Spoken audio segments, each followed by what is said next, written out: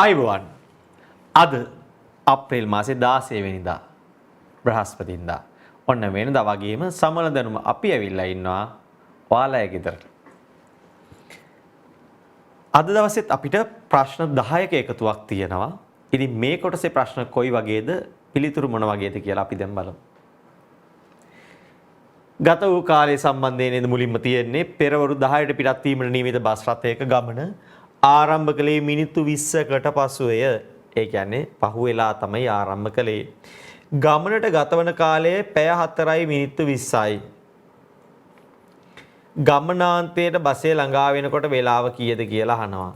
මේක හදන්න ක්‍රම දෙකක් තියෙනවා. එකක් බස් එක පරක්කු වෙලා පටන් ගත්තා කියලා හදන එක. අනිත් එක තමයි බස් එක පරක්කු වුණේ ගමනට ගත වෙච්ච කාලය වැඩි වුණා කියන එක. පැය 4යි මිනිත්තු 20ට අර 20ත් එකතු කරාම පැය 4යි මිනිත්තු 40ක ගමනක්. එහෙම හදමු නේද? ඒක ලේසියිනේ. එතකොට අතන එහෙමම රවුම් වෙලා තියෙනවා. මේ කොටස එකතු වෙනවා. පැය 4යි මිනිත්තු 40ක් 10ට 11 12 1 2 ඔන්න පැය 4 ගියා. තව මිනිත්තු 40ක් තියෙනවා. 2යි මිනිත්තු 40යි. ලේසියිනේ. තව ක්‍රම තියෙනවා. මොකද්ද? ඒ වෙලාවටම ගියා කියලා හිතාගෙන 2යි 20ක් 4යි 20ක් එකතු කරලා අන්තිමේටම මිනිත්තු 20ක් එකතු කරනවා. ඔය කොයි ක්‍රමයකට හදුවත් මේ උත්තරේ නෙන්නේ. කෙසෙල් ගෙඩියක මිල රුපියල් 7යි. මේ ඇවරිය කියන්නේ මේ කෙසෙල් ගෙඩිය අර එකතුවක් තියෙන ඒකට ඇවරියක් කියලා තමයි අපි කියන්නේ. 1යි 2යි 3යි 4යි 5යි 6යි 7යි 8යි 9යි 10යි 11යි 12යි. 12 ඒවා 7ක්. එහෙම නැත්නම් අනිත් පැත්තට 7 ඒවා 12ක්. රුපියල් 84යි. චක්කර පාඩම් කරගන්න පැටව. පේනවනේ කොච්චර වටිනවද කියලා නේද? චක්කර පාඩම් කරගන්න.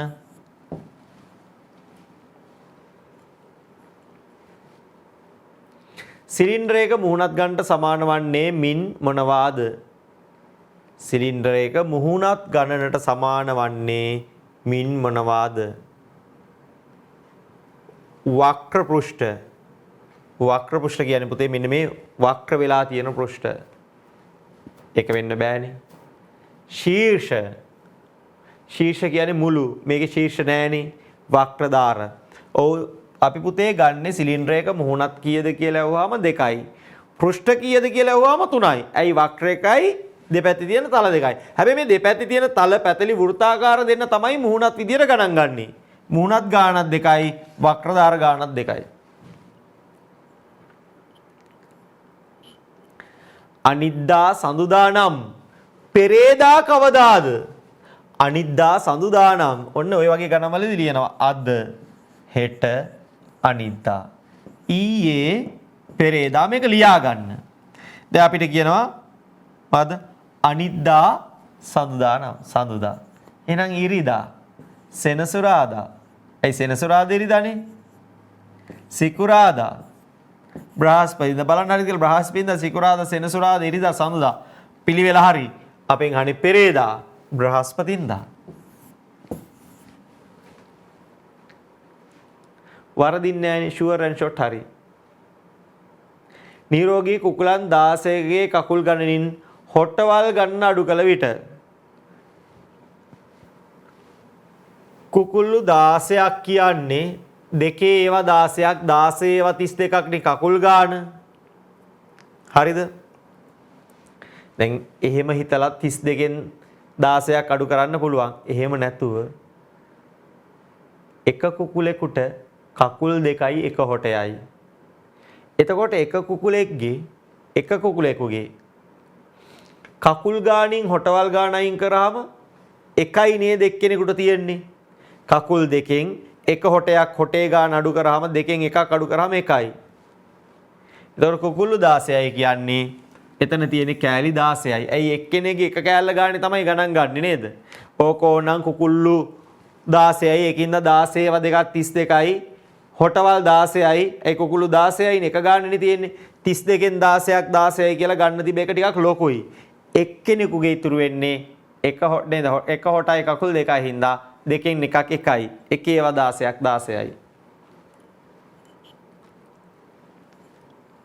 D5යි M8යි L7යි. D5යි M8යි L7යි. 8යි 5යි 13යි. ඒකට 7ක් එකතු කරාම දැන් ඍණ 10ක් තියෙනවා නේද? මේක එකතු කරාම 20යි. 20ෙන් 10ක් අඩු කරාම 10යි.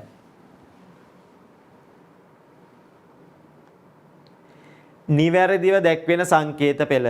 පුතේ මේකේ අපිට අඳුරා ගන්න තියෙන එකම එක තමයි මෙන්න මේ එකම අගයක් තැන් දෙකක තියෙනවා. එක ළඟ ඒ කියන්නේ අවසානයේට කලින් සංකේත දෙකම එකම වෙච්ච ඒවා තියෙනවද? ඔව්. එක්කෙනෙක් ඉන්නවා මේ බලන්නකෝ. එකම සංකේත දෙකක් ඇවිල්ලා. වත්තට පැමිණි මුළු කුරුල්ලන් ගණන 4යි 12යි 8යි 16යි.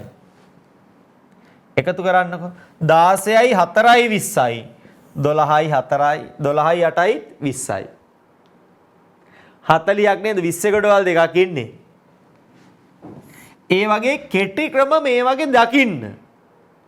එකතු කරද්දී ඔය ඔක්කොම ලියාගෙන එකතු කරා නම් වෙලා යනවා තමයි. හැබැයි 16ට 4ක් 20ක් ශාමරු රවුම් වුණා. 12යි 8යි 2යි 8යි 10යි 12යි 8යි 20යි නේ රවුම් වුණා.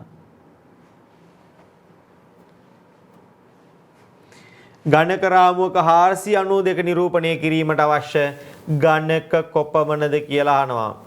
4කුයි 9කුයි 2කුයි නේ ගණක ඕන. 9යි 2යි 11යි. 11ට 4ක් 15යි. ලීටර් එකක ධාරිතාවයක් ඇති භාජනයක් පිරවීමට මිලිලීටර් 200ක් ජලය අල්ලන භාජනයකින් කී වාරයක් දාන්න ඕනද? ලීටරයක් කියන්නේ 1000ක්. 1000ක් කියන්නේ 100 වණන් 10ක්. 1000ක් කියන්නේ 100 වණන් 10ක්. 200 කීයක්ද නේ අහන්නේ? 5යි. එහෙම හිතන්න. එතකොට ලේසි. හරිද? ඔන්න ඔය විදිහට මේ කොටසේ ප්‍රශ්න අවසන් වෙනවා. ඉතින් හෙට දවසෙත් හමු වෙන බලාපොරොත්තු වෙන සමු අරගෙන යනවා. ආයිබෝවන්.